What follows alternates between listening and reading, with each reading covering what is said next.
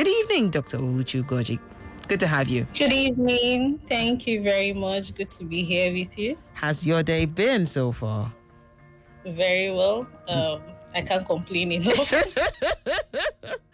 Great. It's all good to have you here indeed. All right. So like I said, our eye is the window to the world, right? Once we open our eyes, we see everything out there. But at the same time, it could also be the thing that if we do not take proper care of, there could be issues that could evolve from it. So today's actually, it's actually important to have these conversations. And talking about having these important conversations, quick one though. How often should I get my eyes checked? Okay, so regarding how often or a time frame to get your eyes checked, we have this general recommendation for adults, basically. Okay. Very important for adults that it's very important that you check your eyes every 1 or 2 years. This could differ for issues that have to do with refraction. That's basically maybe you wear glasses or not. Okay. So it's dependent on maybe your age and risk factors. However, for children, there are some kids that when they give birth to them, they come with some neonatal issues. Right. And then some of them have their first eye examination at 6 months. And then we could now progress to like the age of 3. And then maybe before they start school proper, it's also advisable to have back to school eye examination before the kids start school. Okay, that's actually good to know. Great insight there. Because for me, I just have assumed that, but I've had my eye checked now. Why am I can see. What else am I checking?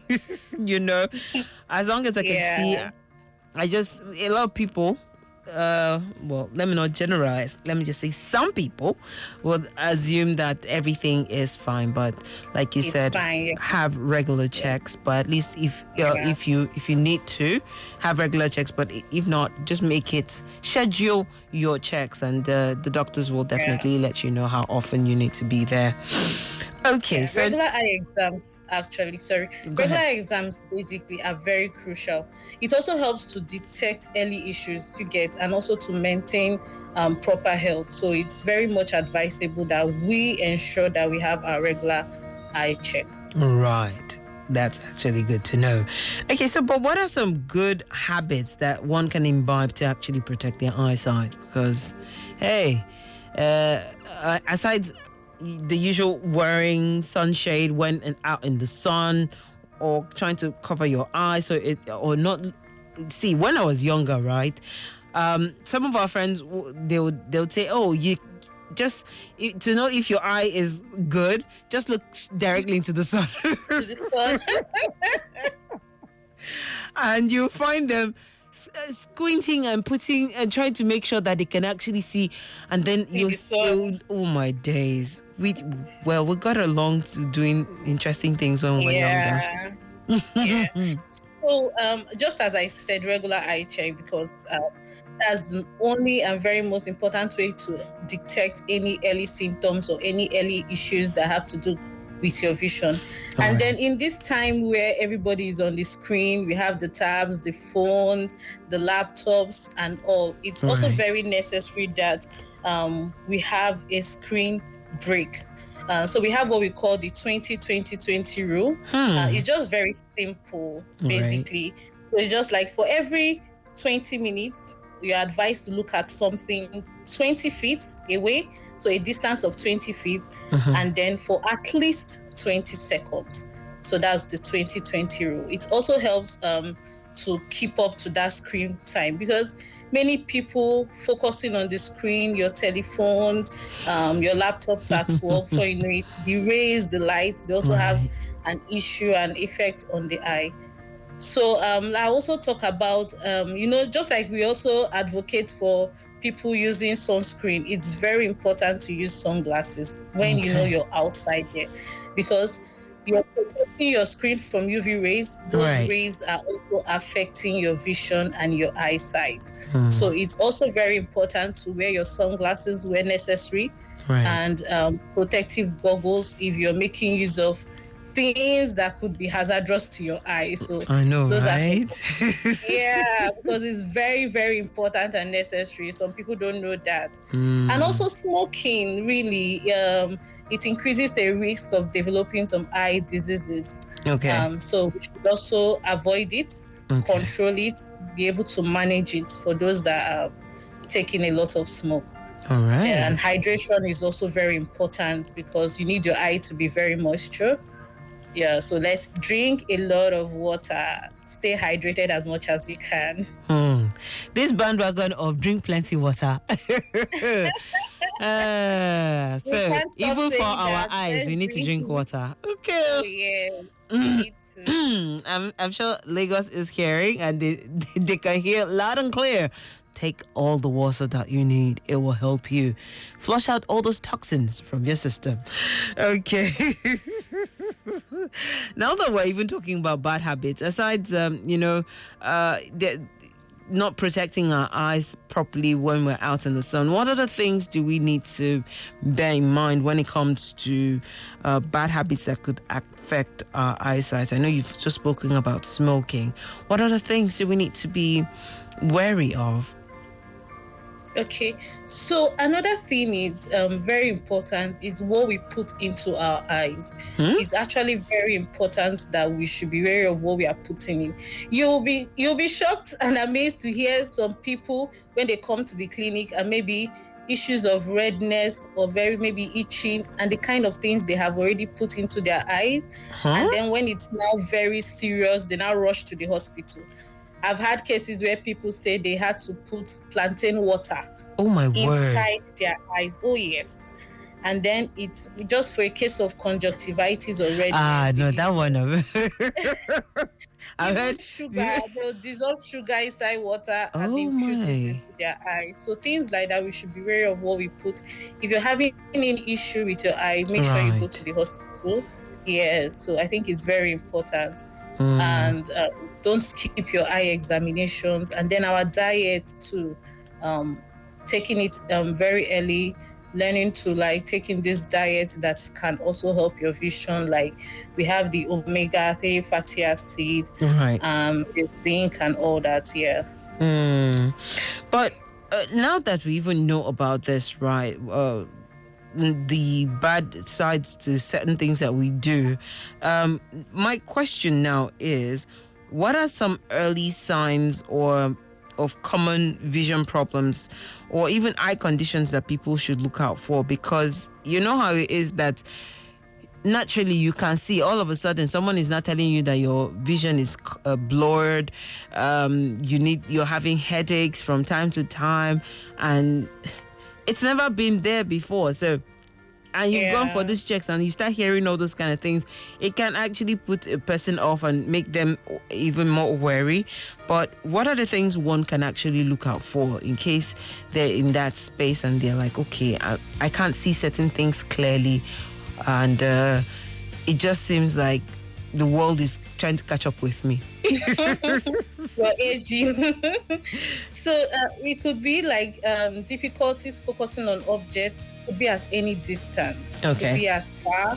It could be at near. It could be at any distance.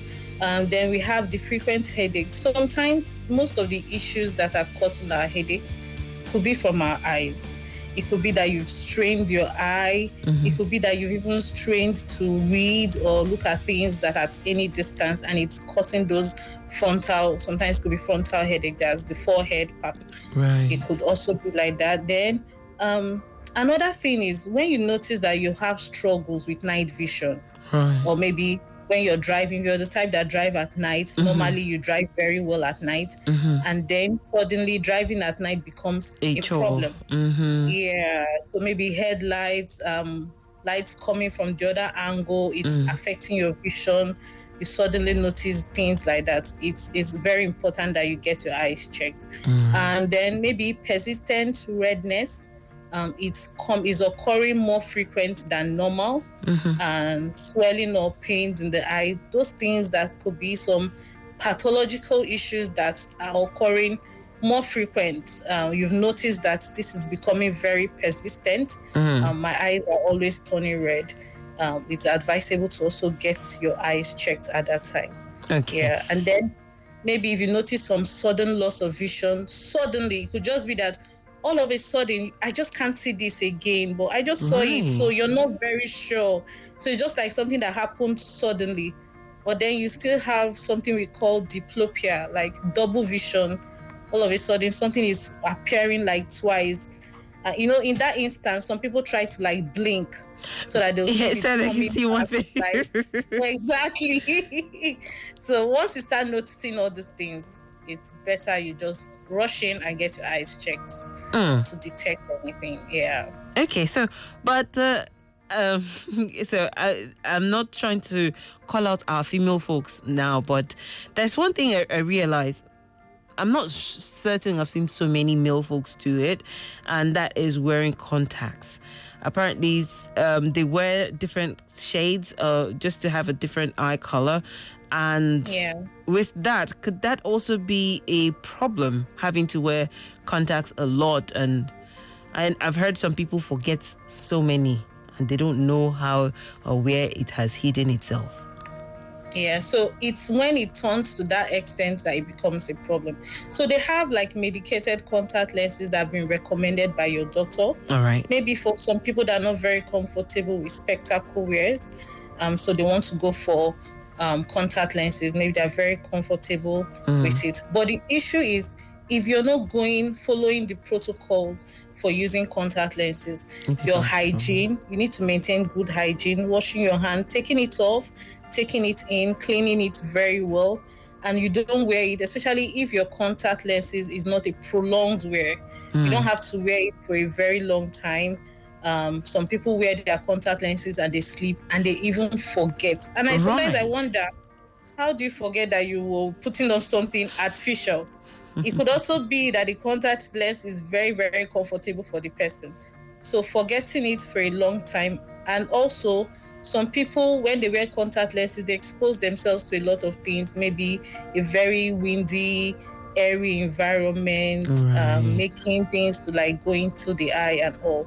So those could be some challenges with contact lenses. But in general, contact lenses can be recommended by your doctor. Okay.